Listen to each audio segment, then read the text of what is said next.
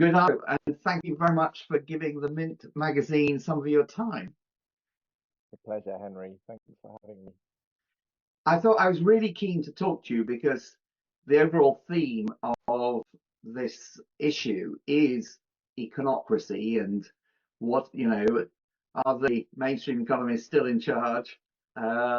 Is there any change? And given that you and your co-authors wrote the book, Econocracy, I suppose now it's about 7 years ago.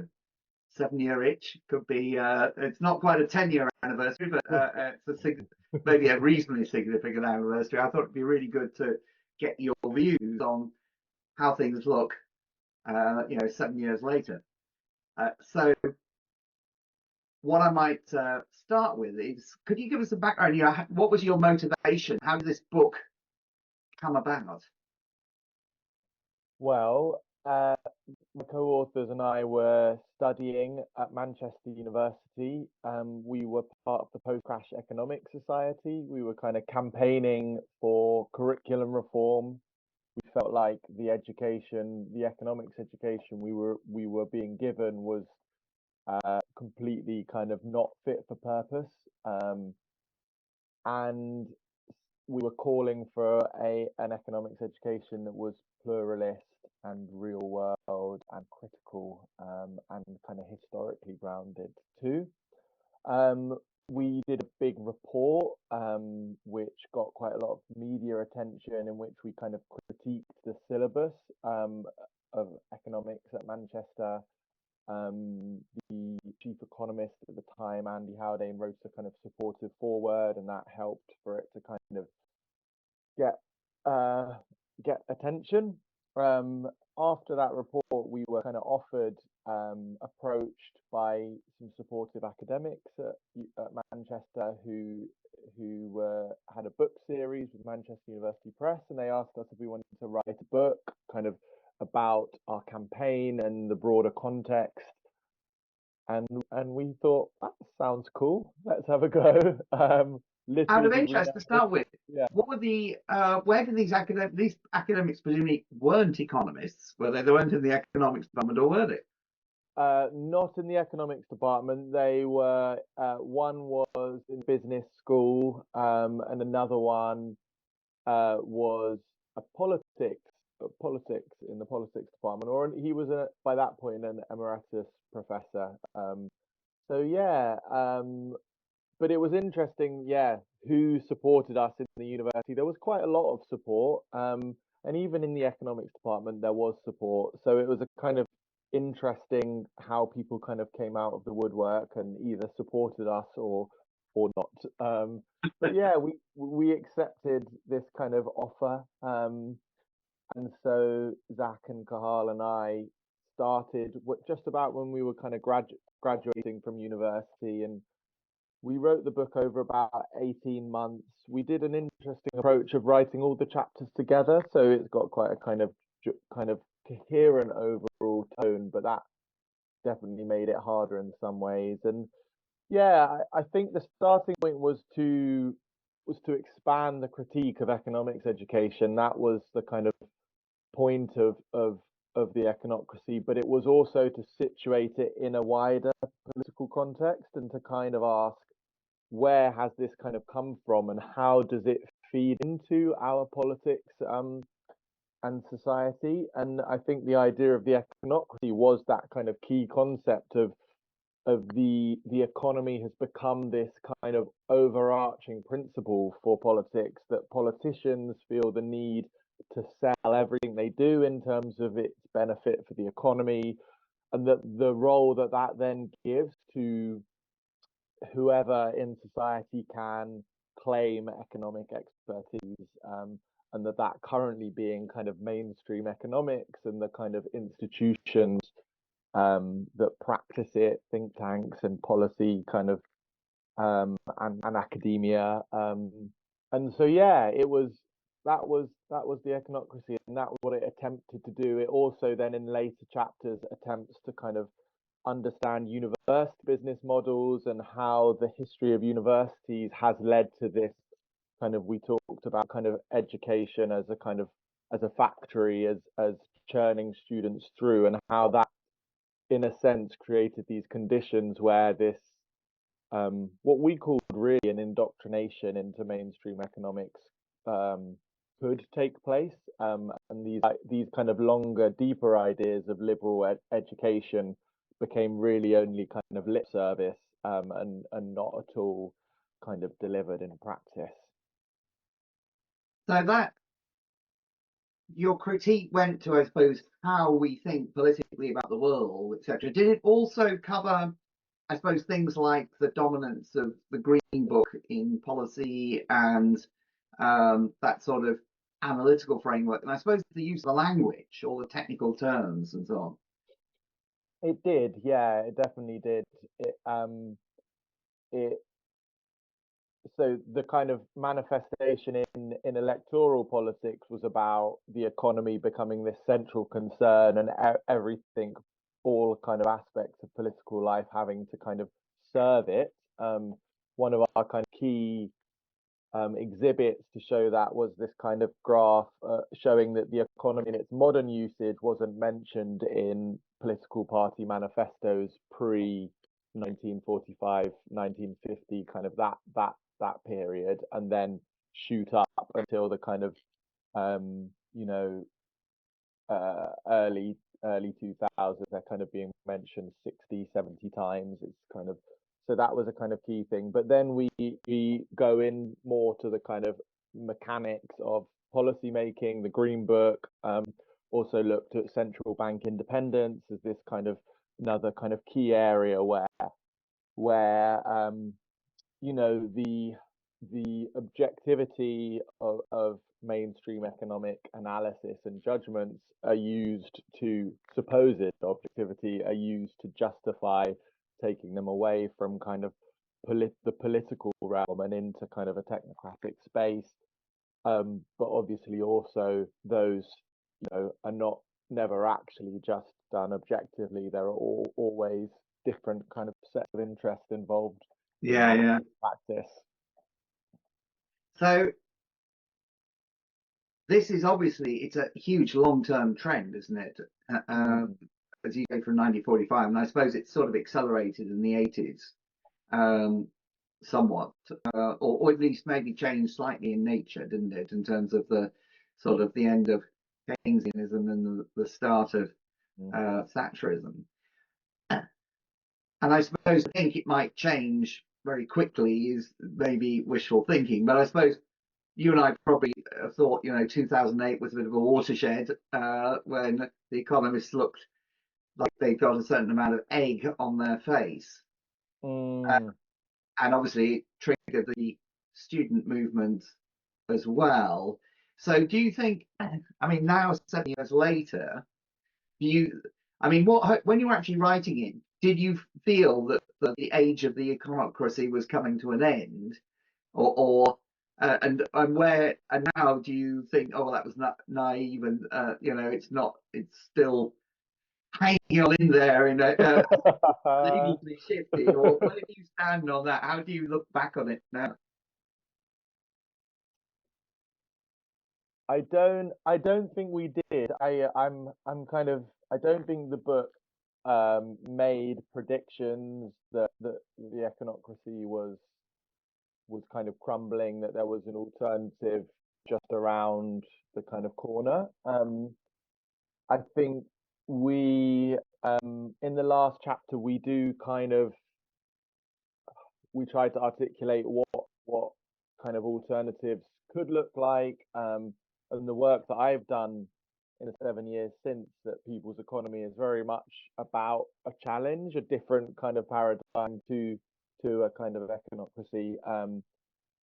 But so it's really interesting kind of engaging with the kind of some of the financial crisis literature, and this kind of idea that from that there was a kind of policy paradigm of kind of kicking the can down the road, of kind of keeping the show on the road, keeping the system going, and it felt like kind of 2010 2020 was very much that in kind of economic policy terms, kind of global level. And then in, the late part of that decade and the early part of this one, we've had kind of the climate crisis becoming a much bigger issue globally, and we've had the pandemic, and feels like, yeah, I think we've always had the feeling as a student movement that we are in a time where old certainties are, or the kind of paradigm that we have maybe been in for a long time is crumbling, is much less secure, there's much less confidence in it. But I don't think, and maybe this is cynicism, or maybe it's realism, but I don't think we assumed that a kind of progressive, positive alternative would come from that. I think we've always felt that that's been open and in play. And I think there have always been, the kind of lots of signs of a kind of strong kind of countervailing forces, kind of in the UK and globally, against a kind of an end of econocracy and a more positive alternative. So I think my position would broadly be the same then as now, in the sense of kind of optimism, and that there are things, that there are spaces worth being in, and kind of opportunities worth kind of pursuing. But also a sense that it's very much, as you said, the kind of econocracy and that kind of approach is deeply ingrained. I think and there are lots of different it's kind of reinforced by lots of different kind of institutional pillars, almost, that kind of keep it in place and keep reproducing it. And with universities, we tried to address one, but it feels like there are others, and it's gonna take all of those kind of being challenged and changed to get that really kind of systemic change, which would be needed to kind of move away from a kind of econocracy to something different. So yeah, I'm keeping the kind of optimism of the heart and the pessimism of the intellect. I suppose there's a saying, isn't there, that the future is here, it's just unevenly distributed. And I suppose maybe, I wonder if it's a bit like advertising. They say about advertising, 50% is effective and no one knows which Which which the 50% is. Yeah. I wonder, if you, obviously the student movement grew Mm. out of challenging the universities, but I suppose there's a question, maybe universities were a really hard nut to crack, and if you were going to, in terms of a strategic direction to support change or whatever, I mean, do you think now, would you say there are easier nuts to crack, or there are better places where to make change, and where do you see them being? That's Yeah. I remember it being really interesting, kind of eye-opening experience, because students from the student movement who'd had meetings with their universities and their academics in their economics department, and found them very closed, very, so many kind of institutional pools, and so much invested into kind of the way they do it now, that change felt really, deep structural change felt really difficult to achieve. And then quite a few students from that movement going into kind of different policy roles, in government, and finding more kind of openness and more, more doubt about mainstream economics there than in academia, and that being kind of not necessarily something they would have guessed. But the fact that I think in policy spaces, because those theories and tools have to come into contact with real life more, there is more of a test, and so there is again more of a search for different ideas and theories obviously we know in policy there are a whole other set of barriers to change, but it just on a kind of ideas level, it that space felt more open to lots of the student movement than universities, which is really depressing for indictment of universities, which Yes. are supposed to be these bastions of ideas, but that's certainly not what they are these days. If who knows if they ever were in the way that they kind of are mythologically supposed to be. So yeah, where is the hope? I guess for me, or the spaces that it's worth kind of working on. Maybe the one to kind of briefly talk about the work People's Economy does. So I'm exec director at People's Economy. We're a charity, and essentially we work with kind of grassroots groups across the UK.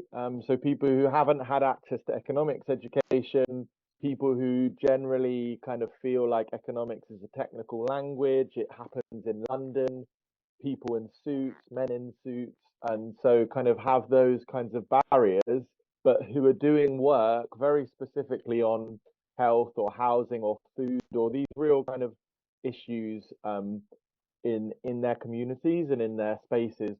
Um, and what we do is we offer kind of we build relationships and offer training around the kind of economic issues that are driving the problems that they're experiencing, and in this way supporting them to develop their own analysis and strategy for economic change. And to me, this is important and hopeful work because in doing that, our aim is to kind of go beyond, us as a group of students who had this privileged opportunity to study economics and to build a much wider movement of people in the UK who feel like they've got the kind of confidence and analysis of like, oh, my life could be better if we change the economy in these ways, and this is what I can do to support that effort.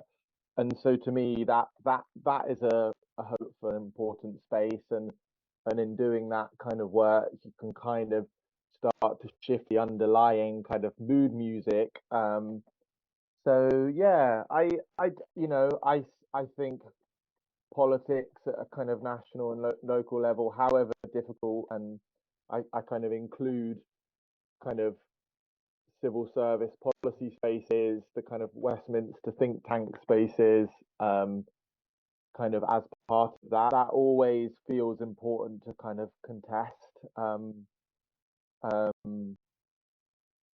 because of its importance. Um, it's always important to be there, and to be kind of making the case and building the case for kind of alternative theories and ideas, and policies. And I suppose Yeah. there are key players that, but I'm really interested in your work with People's Economy because that I think seems to me quite unique, and I'm not sure if there are many other people trying to do similar things. Mhm. To sort of bring that alive, could you give me a story of a particular group or whatever? And I mean, how did you how did you connect with them? Because presumably, mostly, if you come across a group and say, "Hey, we're going to tell you about economics," they go, "What?" Yeah, of How course. did you get them interested, and what came out of that? Mm.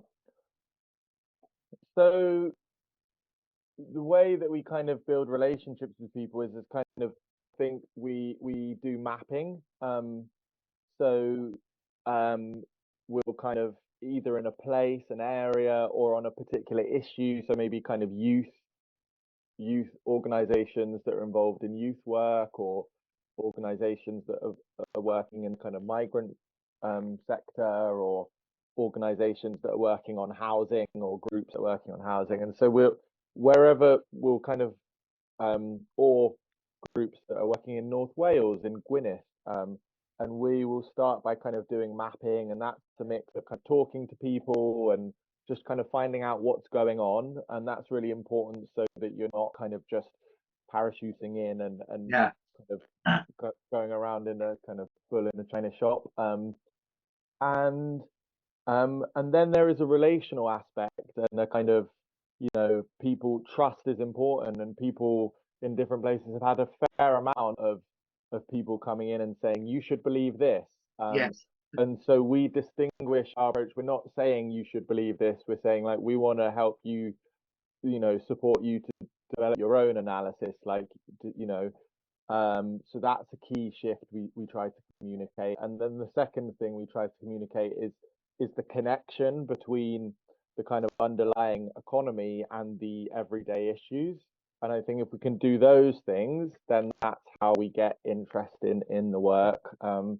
And a couple of examples. There's one, we're doing work in North Wales, I mentioned in Gwynedd, with the kind of 4 or 5 different community groups in 3 slate valleys in North Wales, and supporting them around kind of researching and understanding the kind of tourist economy in the area, and what its current impact is, and then also what alternatives there could be, and how they might advocate for them, both in terms of kind of what they can do directly, but in terms of how they can influence the local authority and the Welsh government.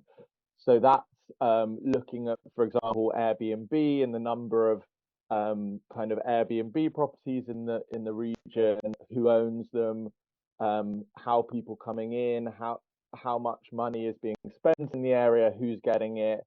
There are a few kind of big kind of tourist attractions where they're not actually kind of having large amounts of kind of benefit the wider area. So what are there other kind of more kind of community benefiting tourist activities that can be promoted? And all of this is again, it's those community kind of that analysis and that strategy being developed within and by that community rather than us outside. And so that's one example of kind of the work. We're also doing stuff in Birmingham. We're running a kind of course for kind of a lot of change makers in the city, so nursery managers and kind of community workers, a kind of whole range of people who are deeply embedded in their communities.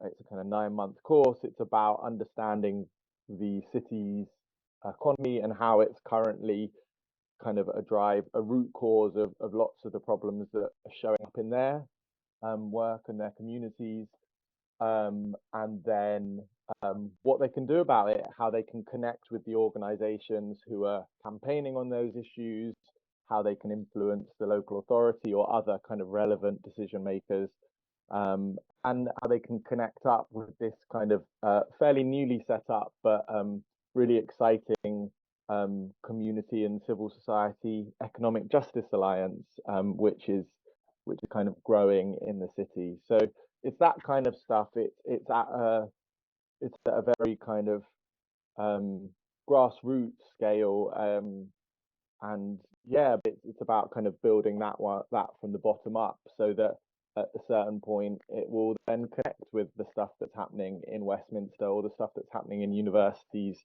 So yeah.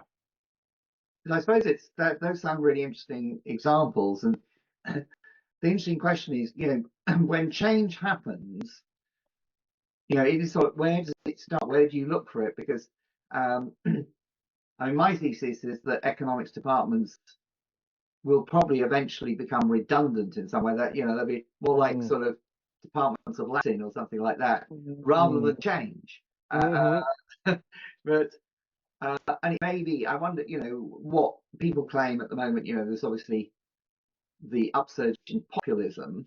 I suppose the economists would say, oh dear, people are becoming more irrational, and if only we could try and get them to be rational. They're not really voting for their own interests. They don't understand what they are, which is sort of, which is a position of weakness, isn't it? And I suppose you could say that back 10, 15 years ago, at least, people would go, yes, we're trying to be, good economic, good consumers, et cetera, et cetera. So I wonder if the rise of populism is a sort of symptom of a sort of reduced power of the econocracy. Mm, it, I I think it is, and I mean it's the thing that was brought up for a long time, wasn't it? And definitely gave the kind of economics profession a kind of um a surprise, a nasty shock was Gove saying, during the Oh yes. and we're sick of experts, the people are sick of experts, specifically referring to kind of economists and to the Treasury's economic forecasts. Um, and that was a nasty shock. I guess it's interesting, feels like that was a kind of a clever and strong, it caught the imagination kind of economic argument from another kind of from a particular kind of political interest class. It feels like, yeah, there are models potentially of I feel like there are models potentially of a kind of econocracy plus, you know, plus populism potentially, where you have a kind of, those institutions, the Green Book and the independent central banks and economists kind of pulling levers and kind of um, managing a kind of machine-like economy, plus a kind of populist kind of prime minister or leader and kind of cohort around them. And so my sense is that the kind of underlying drivers of this kind of polarization we're seeing in society, in the sense of the stuff around the pandemic and kind of people who don't, kind of the kind of conspiracies around that, the kind of far right and that kind of stuff.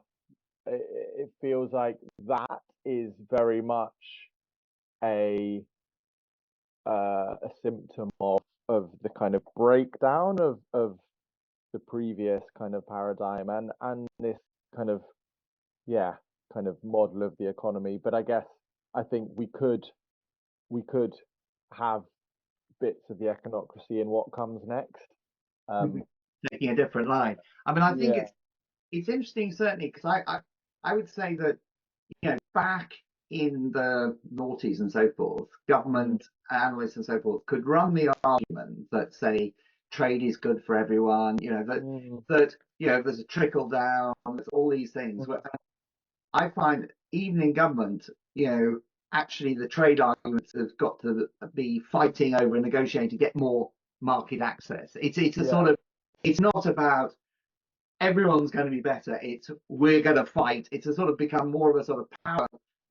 We've got to fight for our bit of the pie, Mm, uh, and mm, more of a zero sum game almost, and a survival. And that I suppose is America first and so forth.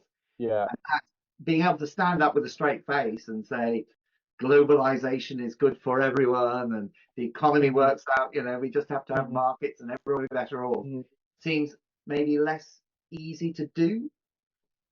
yeah, definitely. It feels like we're all that is a was yeah, that feels like a big shift, doesn't it, in terms of both, yeah, America first, but also, kind of Biden administration and the kind of Inflation Reduction Act and that kind of, industrial policy and kind of, yeah, definitely a shift away from uh, the last kind of dominant understanding of globalization. Yeah, So I agree with we may be that. just moving to a different, as you say, it's just A people more are kind of native, adapting and yeah, kind of a power, yeah, where power and security feels like that kind of security concept versus a kind of, yeah, and the impact that has on kind of economic concepts like kind of outsourcing, offshoring, those kind of trade supply chain stuff and long supply chains and the vulnerability of those in times of kind of geopolitical tension of kind of like war and climate crisis and kind of the kind of potential risks of resource wars kind of becoming greater. It feels and it feels like that's being led by kind of trends and you know real world events rather than economics is not there. Economics is kind of catching up rather than leading, and you know and there are opportunities there, I'm sure, for kind of different, better kind of economic theories and ideas to be kind of to be advocated for. Well, maybe that's a good point to end. That it's sort of interesting that that the universities will be left behind, but there's a changing world in terms of the actual narratives out there Yeah, and yeah. from the bottom up too. I really, I believe that, and I think there will continue to be lots of good people in universities and lots of opportunities for academics to work in partnership with civil society and with communities to kind of adapt to the changing world and to kind of make it as kind of good as it can be. But yeah, it doesn't, I really look forward to that when the shift does come of this kind of reformation of universities, because they have such potential and importance as institutions in our society that they're really so far from currently. And it would be lovely to get that back in As you my say, lifetime, in your yeah, there are lifetime, good. in Yeah, ours.